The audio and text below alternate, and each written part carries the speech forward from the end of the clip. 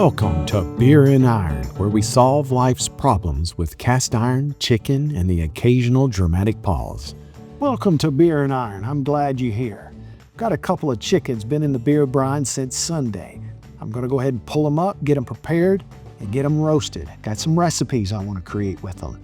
Today we're making my cast iron skillet chicken casserole with bacon, peas, and cheddar cheese, also known as a warm bear hug for your appetite. This one comes with a crunchy hat. This big old cast iron pot gets called everything from an oval roaster to a sportsman's combo fryer to an oval fish fryer. This lid doesn't fit quite right, but I care about that about as much as a kitty cat cares about your feelings. It works, and that's the relationship we have. I've got 2 cast iron trivets going into the bottom of this pot. That keeps the chickens up and out of the broth they'll make. It keeps me from having to chisel roasted chicken off the bottom of the pot. Plus, who wants boiled chicken? The beer brine is simple. 1 tablespoon of salt for every 12 ounces of beer. That's the official beer and iron ratio. You can add herbs, spices, or different flavors. Today I added smoke because I like my chicken to taste like it's been through something. These chickens have been in that beer brine in the refrigerator for a few days. Be sure to place them in that bag breast side down because that thicker white meat will soak up more brine and come out juicy, seasoned, and proud as a peacock at a church potluck. When I roast a whole chicken, I always truss it. I use butcher's twine to pull the wings and the legs close to the breast meat. Basically, just trying to bring everything together before the oven does what it does. That keeps the legs and wings tucked in so they don't dry out and burn, while the breast meat is still trying to get its act together. It also helps with moisture retention, compact shape, even cooking, and less of a chance of turning your breast meat into a polite disappointment and drying out the end of them legs and wings. Like I said, I love a good chicken leg. And finally, presentation. You get a neat, professional-looking, uniformed brown chicken. I don't know what it is, but pretty food just tastes better. It's like your taste buds see it and go, yes, this appears qualified. On weekends, I'll often roast a couple of chickens because weekday me deserves a break. And listen, if you're already turning on the stove, you might as well make it earn its paycheck. It takes the same cooking time to roast 2 chickens as it does 1. This is just arithmetic. Delicious, poultry-based adding and subtracting. This'll give me cooked chicken for quick weeknight meals. Everything from this skillet chicken casserole with bacon, peas, and cheddar cheese to a salad when I'm pretending to be responsible. These roasted chickens will give me bones, skin, and giblets to make a bone broth. Because nothing says home cooking like simmering a pot of chicken memories. Being serious, y'all, that bone broth is to die for. And hey, if you want to skip all that and grab a rotisserie, I'll support you. We're cooking a meal here and not running for office. Before I roast the chicken, I rub it with oil. But don't add the oil while the chicken's in the pot. I want the broth these chickens make for other recipes, and I don't want to turn that broth into an oil slick. After cooling the broth these chickens will make, you'll get a wonderful fat cap on top after it chills in the refrigerator. That's a solid layer of flavoring sitting right there saying, hello, I'm here to saute your future dinner endeavors. For your information, most whole chickens fit fine in a 5-quart cast iron Dutch oven, and those trivets fit well too. 2 Dutch ovens will fit in most of y'all's ovens. No worries if you don't have a double oval roaster like this one. And yes, I'm calling it a double roaster. I have named it. I have spoken. Legal paperwork is pending. When you set your chicken in the pot, don't let the breast meat touch the cast iron.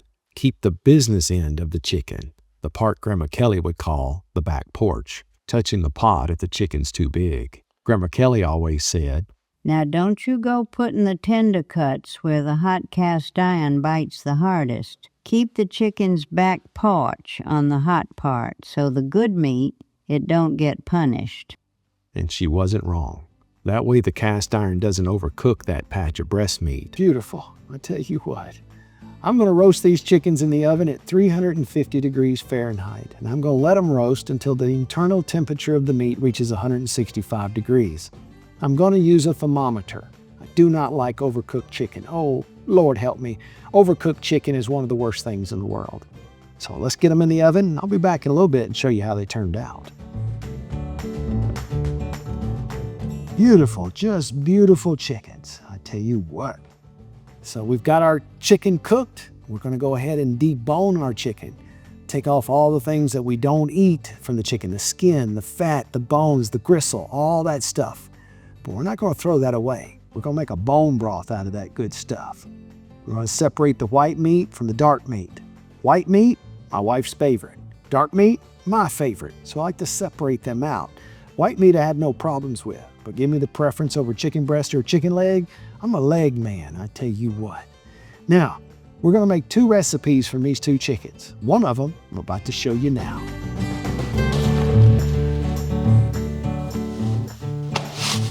This is the future me portion of the program, and future me is filling scene. The next day after work, I gathered my cooked chicken breast, about 5 cups of cubed chopped meat. Add 1 can of cream of chicken soup, about 10 ounces.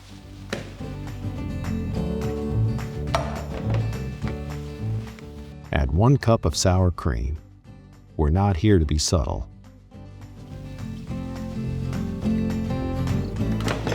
Add 1/2 cup of sliced green onions, for color, for bite, and so we can tell ourselves this is basically a salad.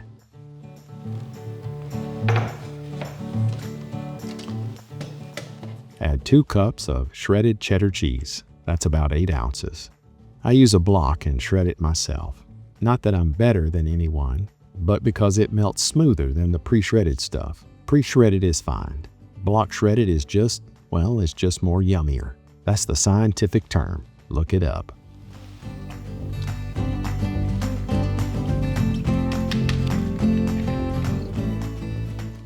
Mix these 5 ingredients well. I do this now because I'm going to be adding some hot stuff later, and I want it to be warm and friendly, not melt my bowl hot.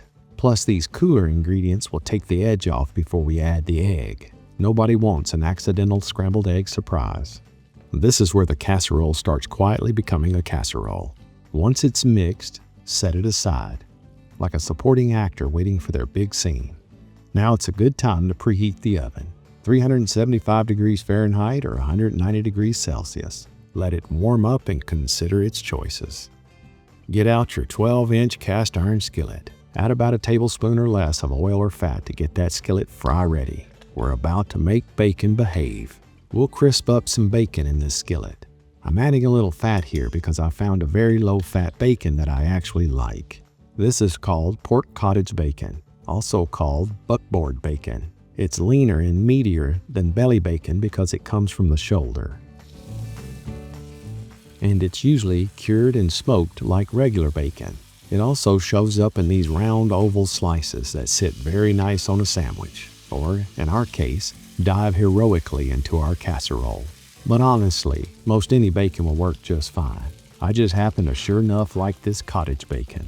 I added a bit of ghee before the bacon because I knew this lean bacon wasn't going to donate as much grease to the cause. We appreciate its commitment, but we also plan ahead.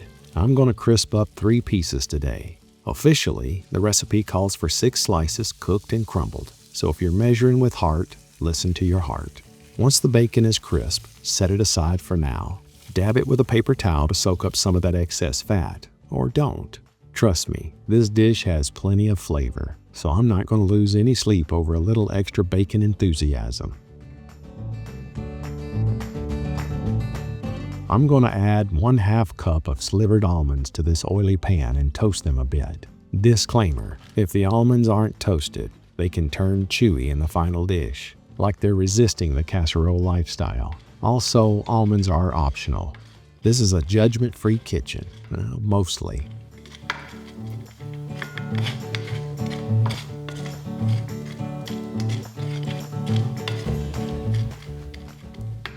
Once the almonds are toasted, add 1/2 of a small or medium diced onion.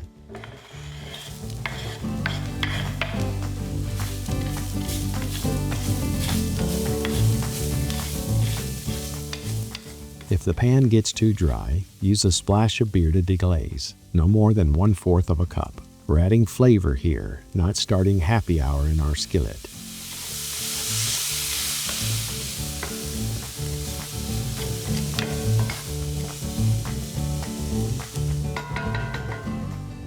When the onions are doing their thing, add 1 cup of frozen peas. Now I know what you're thinking. Cold peas in a hot skillet. Sounds like an argument. But if you're worried about those cold peas in that hot skillet, just pile the peas on top of them onions for a minute and let everybody calm down before you stir them in. It's your pan and your rules, good friend.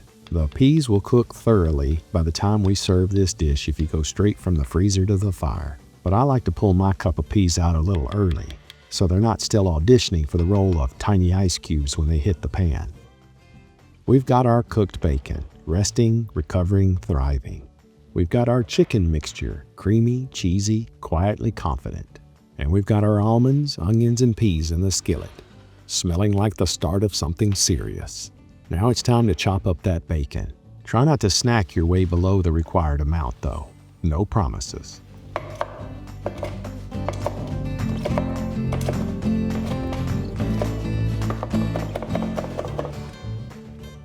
Once the bacon is chopped, add it to the almonds, onions, and peas.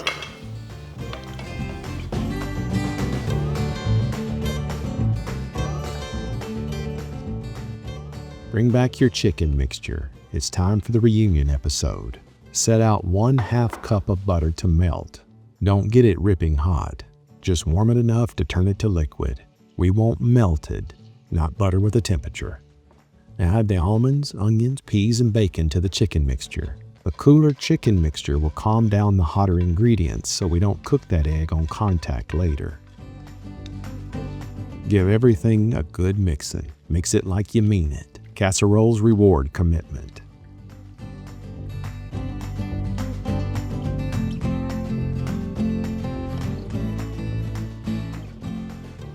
Crack 1 large egg and scramble it up good. This is the binder, aka the casserole's emotional support system. Check on the butter. Yep, looking very okie dokie. Back to our chicken mixture. Add that 1 scrambled egg. Everything should be cool enough now. That egg will stay an egg until that oven says otherwise. Mix everything well. This recipe is inspired by the legendary Neiman Marcus Chicken Casserole, a dish so rich it probably has its own sales associate. Neiman Marcus Chicken Casserole is one of those rich, nostalgic dishes people swear came straight out of a 1950s department store cafe. Loaded with chicken, bacon, cheddar cheese, sour cream, and a golden cracker crust that could fix most emotional problems. But it never was a formal, official recipe from the brand. It spread the old-fashioned way, passed around kitchens, potlucks, and Southern cooks who know comfort food when it hits the plate. And the beer in this recipe. That'll come from the beer brine roasted chicken, giving a new meaning to BYOB, bring your own beer. Get it right, Sule. Yep, line it up. Quality control has arrived. Our 12-inch skillet has been wiped out, but by no means is washed. There's no need for that. We're building flavor and also maintaining a long-term relationship with this pan. Okay, add all the ingredients to the cast iron skillet. 5 cups of shredded or chopped cooked chicken, 1 10.5-ounce can of cream of chicken soup, 1 cup of sour cream, 2 cups of shredded cheddar cheese, 1/2 cup of sliced green onions, 6 slices of bacon cooked and crumbled up, 1/2 cup of slivered almonds, 1/2 small or medium onion diced up, 1/4 cup of beer for deglazing the pan but only if you need to, 1 cup of frozen peas, and 1 scrambled egg. Add everything except the 1 sleeved of crushed buttery crackers, like Ritz crackers, and the 1/2 cup of melted butter. Those are going to be our toppings, the fancy hat. This is the moment when it stops being components and starts to become destiny. When all the ingredients are in the pan, smooth everything out nice and level. Don't accidentally make a little casserole crater in there. Flat is fine, maybe even slightly raised in the center, but we're not building a bird bath. Here are them Ritz crackers.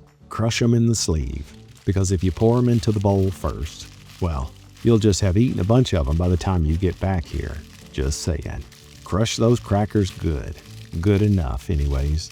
Don't turn them into flour. We need some chunks for that crispy topping drama. There's Soule cleaning up them crumbs. Crumb Inspector General, you know it. Take your melted butter and dump it in with those Ritz crackers. Mix it up well. This is the part where your kitchen starts smelling like someone loves you.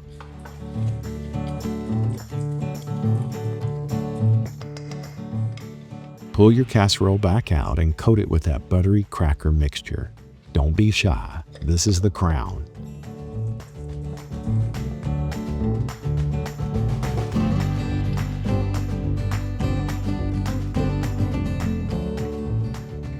Man, that looks good just like that.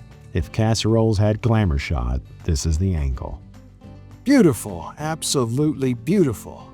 Hey, this is going to bake in the oven 375 degrees for about 40 to 45 minutes until these Ritz crackers gets all toasted on the top. I'll be back in just a moment. Hang on.